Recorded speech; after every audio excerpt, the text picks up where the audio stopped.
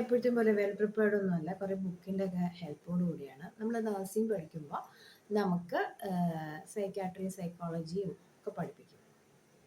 അപ്പോൾ ഞാനിപ്പോൾ പറയാൻ വന്ന 2 വിഷയങ്ങളാണ്. ഇത് തീരുമ്പോൾ ഇത് എൻ്റെ സംസാരങ്ങൾ ഒരിക്കലും ഞാൻ ഈ ടെക്നിക്കലി ഫോർവേഡ് അല്ലാത്തതുകൊണ്ട് എൻ്റെ വീഡിയോസ് എല്ലാം പകുതിയിൽ മുറിഞ്ഞു പോകാറുണ്ട്. So please be with me. അപ്പോൾ ഞാൻ ഒരു കാര്യം നോക്കുകയാണ്. ഇപ്പം ഒരു റൊമാൻസ് അല്ലെങ്കിൽ 2 പേര് തമ്മിൽ ഒരുമിച്ച് ജീവിക്കുന്നു, അല്ലെങ്കിൽ ഒരു ലിവിങ് ടുഗദർ റിലേഷൻ, അല്ലെങ്കിൽ ഒരു പ്രണയം. ഇതിൽ ഓപ്പോസിറ്റ് നിൽക്കുന്ന ആൾക്ക് ഒരാളെ അവോയ്ഡ് ചെയ്യണമെങ്കിൽ ഞാനത് കണ്ടിട്ടുള്ളത് ഈ 5 വർഷവും 6 വർഷവും ഇവർ കൊടുത്ത സ്നേഹവും ഒന്നും അവർക്ക് ഇങ്ങനെ പുതിയൊരു ഓപ്ഷൻ വരുമ്പോൾ അവരുടെ മുമ്പ് ചിന്തിക്കാൻ കാണത്തില്ല. അവർ ചെയ്യുന്നത് എന്തെന്ന് വെച്ചാൽ ആരെയാണോ ഉപേക്ഷിക്കേണ്ടത് അവരോട് വളരെ നീചമായി പെരുമാറി ഹാർഷായിട്ടുള്ള വാക്കുകൾ ഉപയോഗിച്ച് നാർസിസ്റ്റിക് ബിഹേവിയർ എടുത്ത് ഈ 5 വർഷവും കൂടെ നിന്ന ആള് നമ്മളെ പൂർണ്ണമായി വെറുത്തിട്ട് പോകുന്ന രീതിയിലാണ്. അതിൻ്റെ കാര്യമുണ്ടോ? നമ്മൾ ഈ 5 വർഷം ഇപ്പൊ ഒരു പുരുഷനാണെങ്കിൽ ഒരു സ്ത്രീക്ക് എന്തെല്ലാം നന്മകൾ ചെയ്തു കൊടുത്തിട്ടുണ്ടാവും, മനസ്സിലായോ?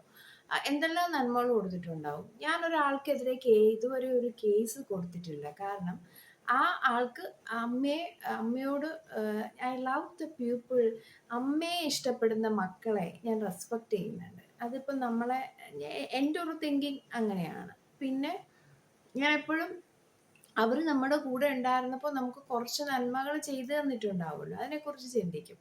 പക്ഷെ എൻ്റെ ലോസ് വലുതാണ്. എൻ്റെ 15 വർഷം ഞാൻ മുറിക്കുള്ളിൽ അടച്ചിരുന്നു, അതുണ്ട്.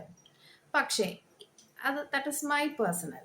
അപ്പോൾ ഈ എല്ലാവരും എന്നെ കുറ്റപ്പെടുത്താറാണ്. എൻ്റെ പേഴ്സണൽ തിങ്സ് എന്തിനാ വെളിപ്പെടുത്തുന്നത്? വിഷമിച്ചിട്ടെന്ന് വെച്ചാൽ എനിക്ക് ആരും തൂങ്ങി മരിക്കുന്നത് ഇഷ്ടമില്ല. കാരണം ഞാൻ വിശ്വസിക്കുന്നത് ദൈവം സൃഷ്ടിച്ച സ്വർഗമാണ് ഭൂമി. ഇവിടെ നമുക്ക് എന്തെല്ലാം കാണാനുണ്ട്, എന്തെല്ലാം ചെയ്യാനുണ്ട്, പരസ്പരം സ്നേഹിക്കാൻ എത്ര സമയമുണ്ട് നമുക്ക്. ഞാൻ പോസ്റ്റ്മോർട്ടം കണ്ടിട്ടുണ്ട്. അതിനകത്ത് ഈ ആദ്യം ചെല്ലുമ്പോൾ ഈ തലച്ചോറൊക്കെ അവരെടുത്ത് പുറത്തിട്ടിട്ട് പരിശോധിച്ചിട്ട് ചിലപ്പോൾ ഹറിബറിയിട്ട് അങ്ങനെയൊക്കെ ചെയ്യുന്ന ഞാൻ കണ്ടിട്ടുണ്ട്. അപ്പം ഞാൻ ശ്രദ്ധിച്ചിട്ടുള്ളത് ഈ ബീൻ ഷേപ്പിലുള്ള കിഡ്നിയും ഇത്രയുമുള്ള ഹാർട്ടൊക്കെ ഒരു സൂചിയിട്ട് കുത്തിയാൽ പൊട്ടി തീരാവുന്നതേ ഉള്ളൂ. അത്രയ്ക്കേ ഉള്ളൂ. പക്ഷെ നമ്മൾ എന്തിനാ ആ ഒരു ചെറിയ സമയത്ത് ഇങ്ങനെയൊക്കെ ചെയ്യുന്നതെന്ന് ചോദിച്ചാൽ എനിക്കറിയത്തില്ല. അപ്പൊ നമുക്ക് ഒരാളെ ഒഴിവാക്കണമെങ്കിൽ ഈ ഡ്രാമ ഒന്നും ക്രിയേറ്റ് ചെയ്യണ്ട. നമ്മൾ 10 വർഷത്തേക്കുമായിട്ട് കണ്ടിന്യൂസ് ആയിട്ട് ഒരാൾക്ക് ചെയ്തുകൊണ്ടിരിക്കുന്ന കാര്യങ്ങളെല്ലാം നമ്മൾ വെറുക്കുന്ന സമയം അവർ മറക്കുക. ഒരു വെളുത്ത പേപ്പറിലെ കറുത്ത ഡോട്ടിനെ മാത്രമാണ് അപ്പോൾ അവർ ശ്രദ്ധിക്കുന്നത്. അതിനു പകരം ഒഴിവാക്കപ്പെടലുകൾ ഉണ്ടാകരുതേ എന്നാ പറയുന്നത്. ഇതിൽ ഒഴിവാക്കപ്പെടുന്ന സ്ത്രീയെ ഞാൻ അതിനൊരു വീഡിയോ ഇടാം. അതിൻ്റെ ഒരു വീഡിയോ ഞാൻ പിന്നെ ഇടാം, എൻ്റെ അനുഭവങ്ങളിൽ നിന്ന്. അതായത് ചില വീടുകളിൽ ഈ അമ്മമാർ തിരിച്ചു വരുന്ന പെൺകുട്ടികളെ സപ്പോർട്ട് ചെയ്യാറുണ്ട്. എൻ്റെ അമ്മയൊക്കെ ഓടിക്കുമായിരുന്നു കേട്ടോ. എൻ്റെ അമ്മയ്ക്ക് അസുഖം വന്നത് ഞാൻ ഒരുപക്ഷെ തിരിച്ചു വന്നതുകൊണ്ടെന്ന് എനിക്ക് തോന്നിയിട്ടുണ്ട്.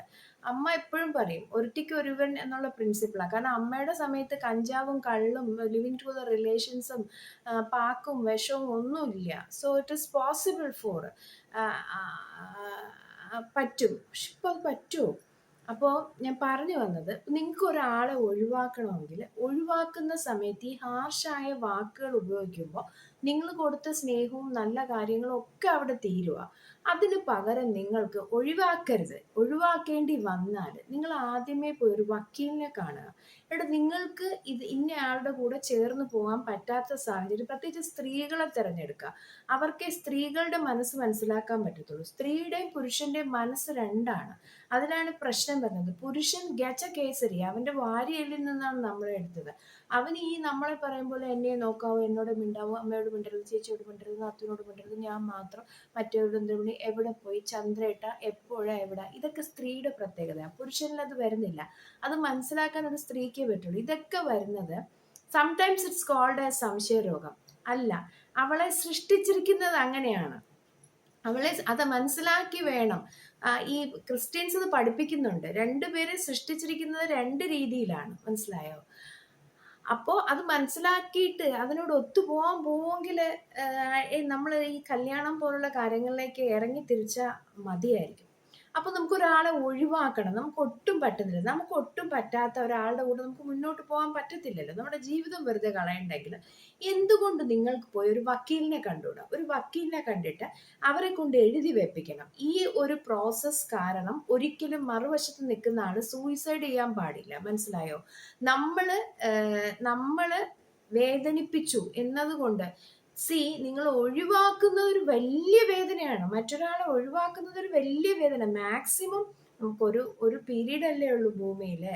നമുക്ക് മാക്സിമം അഡ്ജസ്റ്റ് ചെയ്ത് പോകാൻ ശ്രമിക്കാം. പറ്റിയില്ലെങ്കിൽ ഒരു പ്രശ്നം ക്രിയേറ്റ് ചെയ്യാതെ ഒരു വക്കീലിനെ കണ്ട് it will take 2 to 3 months ആ സ്ത്രീയെ പറഞ്ഞു മനസ്സിലാക്കി അതിലേക്ക് കൊണ്ടുവരാൻ കുറച്ച് സമയമെടുക്കും.